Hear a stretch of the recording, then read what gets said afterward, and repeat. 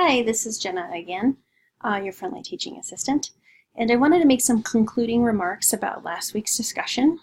It was a great first discussion. There was a lot of participation and everyone made some really great points, and it's an interesting topic, right?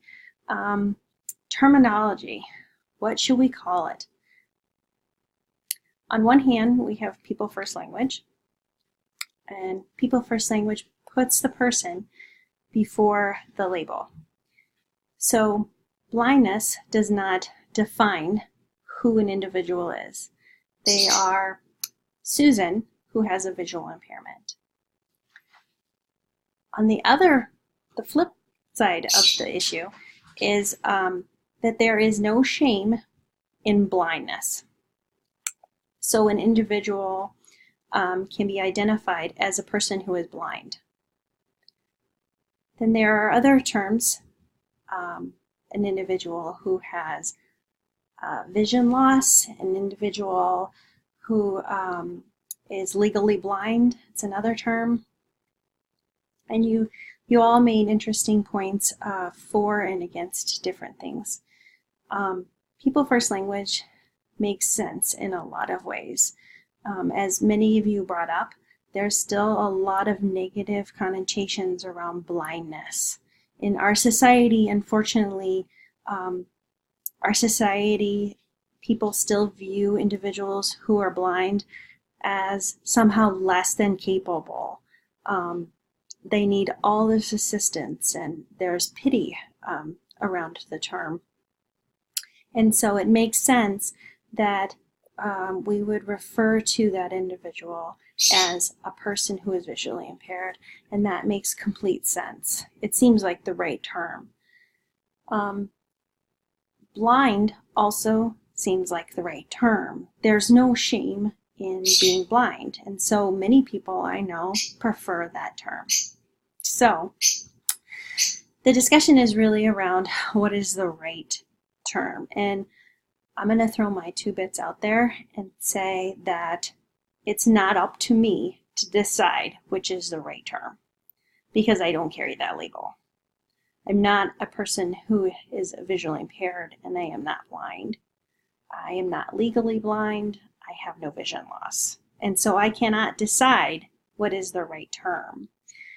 I don't even feel that the community a community as a whole can decide what is the right term. The label that you choose to identify with is an individual's decision. It is. And I have the wonderful opportunity to start working with some children who have autism. And I always ask what is a person's preferred identifier. And for the most part, when I ask, I usually get, I don't care. I do get that quite a bit.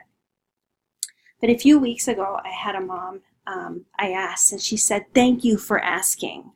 My child doesn't have autism. He is autistic," because there's no shame in that. No, there's not. And that is what she prefers to be identified as. That's what she's preferring to have her child be identified as. That is her choice and her decision. And I'm sure many of you know, and you commented in the discussion board that community, the autism community, is really moving toward that. There's a movement toward the preferred language being autistic and not a person who has autism. And they're modeling it after the deaf community, who also has a lot of pride. Even within the deaf community, and many individuals identify themselves as deaf, there are still people who identify themselves as individuals who have hearing loss. So it's an individual's decision.